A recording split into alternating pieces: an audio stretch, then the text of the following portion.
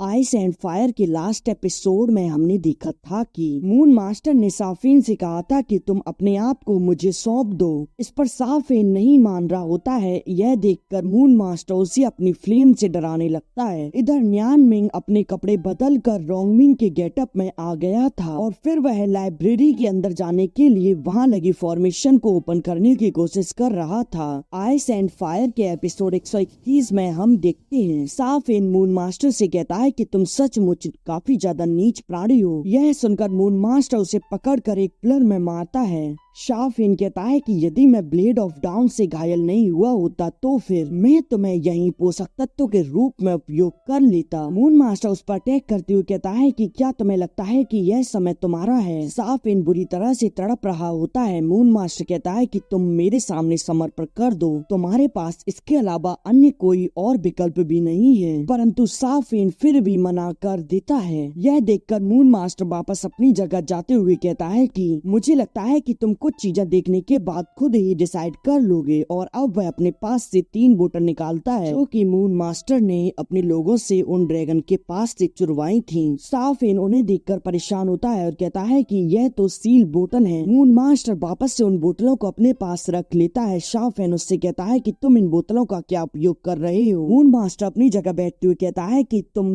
समझ जाओ कि सील को तोड़कर खोए हुए कॉन्टिनेंट का मास्टर कौन बन सकता है, और क्या तुम उस खोए हुए कॉन्टिनेंट को वापस पाना नहीं चाहते। यह सुनकर साफिन कहता है कि मैं डार्कनेस का मास्टर हूँ और यह सील बोतल भी अब मेरी होंगी। तो फिर जूनियर, क्या तुम चाहते हो कि मैं तुम्हारे सामने आत्मसमर्पण कर दूं? यह कहते हुए साफिन ने मून मास्टर पर अटैक कर दिया होता है, परंतु मून मास्टर तो अपनी पावर को रिलीज करते ही उसे दूर कर देता है। यह देखकर साफिन कहता है कि यह कैसे हो सकता है। मून मास्टर कहता है कि इसके बारे में अब तुम्हारा क्या ख्याल है, क्या तुम फिर से ऐसे ही कोशिश करना चाहते हो? साफिन कहता है कि तुम इसके बारे में क्या सोच रहे हो, क्या तुम्हें सारी बोतल मिल गई हैं और क्या तुम सील को तोड़ सकती हो? इस पर मून मास्टर कहता है कि तुम्हें क्या लगता है कि क्या मेरे पास कोई और योजना नहीं है। वह उसे बताता है कि 1000 वर्ष से भी पहले मैंने इसकी योजना बनाना शुरू कर दिया था। सीना हजारों वर्ष से गर्भवती थी और फिर उसने एक राक्षस कन्या को जन्म दिया। अब तुम समझ गई ना कि इसका क्या मतलब है। पर साफिन हंसते हुए कहता है कि डायन का खून सील बोतल को खोल सकता है, लेकिन मैं तुम्हें बता दूं, हजारों वर्षों से डार्क रेस के कितने सारे लोगों ने यह प्रयास किया है और उनमें से कोई भी सफल नहीं हुआ है, यहाँ तक कि और उन लोगों ने तो अपनी जान भी गंवा दी। और मैं तुम पर विश्वास ही क्यों करूं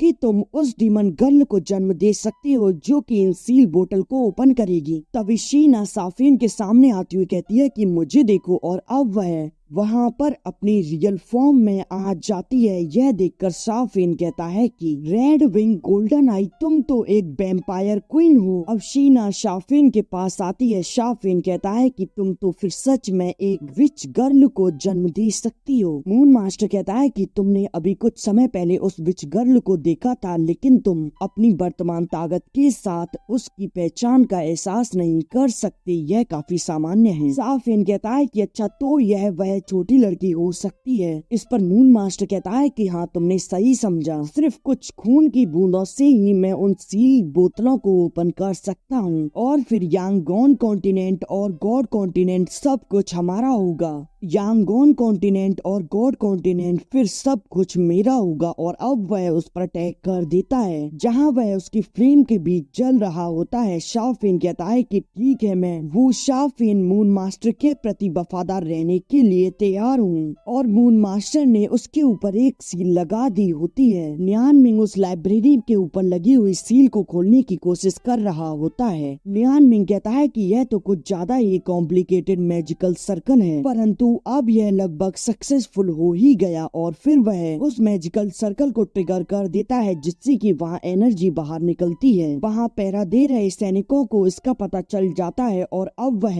उनमें से एक सैनिक कहता है कि किसी ने लाइब्रेरी पर शायद आक्रमण कर दिया है, इसीलिए हमें जल्दी से लाइब्रेरी के लिए निकलना होगा। और अब वह लाइब्रेरी की ओर बढ़ने लगते हैं। न्यान मिंग सोचता है कि ऐसा कैसे हो सकता है, इसका अलार्म बज गया, अब मुझे इसके अंदर जल्द ही जाना होगा। और फिर वह वहाँ अपने ब्लड का उपयोग करते हुए एक टाइगर बनाता है जो कि उस सील के अंदर चला जाता है, जिससे कि न्यानमिंग का हाथ उस सील पर रख जाता है। न्यानमिंग देखता है कि यह मैजिकल फॉर्मेशन तो उसके ब्लड को एब्जॉर्ब कर रही है और तभी न्यानमिंग को पता चलता है कि उसकी तरफ कुछ लोग आ रहे हैं। न्यानमिंग कहता है कि मैं पकड़ा गया तो यह फिर अच्छा नहीं होगा और तभी वहाँ अचानक से एक पोर्टल ओपन होता है, जिससे कि न्यानमिंग उसके अंदर चला जाता है और तभी वहाँ वही सैनिक आ जाते हैं। वह देखते हैं कि वहाँ तो कोई नहीं है। उन सैनिकों का हेड कहता है कि जल्दी से उन लोगों को ढूंढो, वह भागने न पाए और अब वह सभी लोग वहाँ आस पास उस व्यक्ति को ढूंढने लगते हैं। इधर न्यानमिंग लाइब्रेरी के अंदर आ जाता है। वह सोच रहा होता है कि लास्ट टाइम पर यह रॉन्ग फैमिली की ब्लड लाइन की वजह से ओपन हो गया। इधर हम लाइब्रेरी के अंदर बैठे हुए एक व्यक्ति को देखते हैं जो कि पहले से ही एक बुक पढ़ रहा होता है। इधर न्यानमिंग उसी आदमी के सामने जाकर लाइब्रेरी की एक अलमारी में से एक बुक को निकालता है। यह देखकर रोंगमिंग पूछता है कि वहाँ कौन है। यह सुनकर न्यानमिंग वहाँ छुप जाता है और यह देखकर रोंगमिंग कहता है कि तुम इतनी देरी से लाइब्रेरी में नहीं आ सकते। मिंग छुपते हुए सोच रहा होता है कि मुझे इतनी घबराहट क्यों हो रही है, मैं तो मेल्ट आइस हूँ। अब न्यानमिंग रोंगमिंग के सामने आते हुए कहता है कि मैं मेल्ट आइस हूँ। उसे देखकर रोंगमिंग कहता है कि तुम कौन हो। इस पर न्यानमिंग डरते हुए उसके हाथ में बुक पकड़ा देता है और अब वह वहाँ से भागने लगता है। यह देखकर रोंगमिंग उस पर अटैक करते हुए कहता है कि रुको, तुम्हारी हिम्मत कैसे हुई मेरे गेटअप को धारण करने की और तुम्हें प्रिंस के रॉन्ग मेंशन में आने के लिए किसने कहा। इधर न्यानमिंग उसके अटैक से बच रहा होता है, परंतु रोंगमिंग तो लगातार उस पर अटैक करे जा रहा होता है। जहां न्यानमिंग उसके अटैक से बचते हुए एक पिलर के पीछे छुप जाता है। न्यानमिंग सोचता है कि इसमें प्रवेश करना काफी आसान है, लेकिन इससे बाहर निकलना उससे कहीं ज्यादा कठिन है। क्या यहाँ कोई और जगह नहीं है छिपने के लिए। रोंगमिंग कहता है कि भागने का तुम सपना देखना बंद कर दो। लाइब्रेरी में एक सर्कल फॉर्मेशन को बिछा रखा है, तुम चाहकर भी यहाँ से अब बाहर नहीं जा सकते। भले ही तुम खुद को जबरदस्ती छिपे रहो, परंतु फ्लेमिंग लायन तुम्हें बाहर जाते ही तुरंत पकड़ लेगा। न्यानमिंग सोच रहा होता है कि अगर मैं पकड़ा गया तो रोंग परिवार मुझे ली शेन को देखने के लिए जीवित भी नहीं रहने देगा। न्यानमिंग रोंगविंग पर अटैक कर देता है, परंतु रोंगविंग तो उसकी फ्लेम को कंट्रोल करते हुए उसी पर अटैक कर देता है। यह देखकर न्यानमिंग सोचता है कि यह तो मेरी फ्लेम को कंट्रोल कर रहा है। अब रोंगविंग पीछे से आकर न्यानमिंग पर अटैक करने वाला होता है, परंतु न्यानमिंग तुरंत वहाँ से टेलीपोर्ट हो जाता है। यह देखकर रोंगमिंग सोचता है कि वह कहाँ गया। इधर न्यानमिंग एक अलमारी के पीछे आकर छुप जाता है और सोचता है कि लाइब्रेरी में तो स्पेस पावर को भी सीमित कर रखा है, मैं तो केवल इसी के अंदर टेलीपोर्ट हो सकता हूँ, मैं बाहर टेलीपोर्ट नहीं हो पा रहा। अब मैं यहाँ अपने ज्यादा मूव का उपयोग नहीं कर पा रहा हूँ, मुझे क्या करना चाहिए। रोंगविंग तभी न्यानमिंग पर अटैक कर देता है। न्यानमिंग रोंगविंग के काफी सारे अटैक को वहीं की वहीं डिस्ट्रॉय कर देता है। यह देखकर रोंगविंग सोचता है कि इस व्यक्ति को मेरे परिवार के कौशल के बारे में कैसे पता और इसे सीखना तो आसान भी नहीं है। वह उससे कहता है कि तुम कौन हो, परंतु न्यानमिंग इस पर कुछ जवाब नहीं देता। वह दोनों एक दूसरे पर काफी तेजी से अटैक किए जा रहे होते हैं। एक समय आता है कि वह एक दूसरे को एक ही तरह से पकड़ लेते हैं। मिंग सोच रहा होता है कि ऐसा लगता है कि इस व्यक्ति ने रोंग परिवार की काफी सारी टेक्निक सीख रखी है। रोंगमिंग कहता है कि तुम कौन हो, परंतु न्यानमिंग तो उसे पीछे कर देता है। अब रोंगमिंग और न्यानमिंग एक ही टेक्निक का उपयोग करते हुए एक दूसरे पर अटैक करने लगते हैं। यह देखकर रोंगमिंग तो थोड़ा आश्चर्यचकित होता है, परंतु उन दोनों का अटैक जैसे ही आपस में टकराता है वैसे ही वहाँ एक बड़ा ब्लास्ट होता है और न्यानमिंग तो अपने टेलीपोर्टेशन पावर का उपयोग करते हुए दूसरी जगह टेलीपोर्ट होता है। रोंगमिंग उससे कहता है कि तुम मेरे परिवार की सभी यूनिक स्किल्स के बारे में जानते हो, तुम कौन हो, तुम बोलते क्यों नहीं,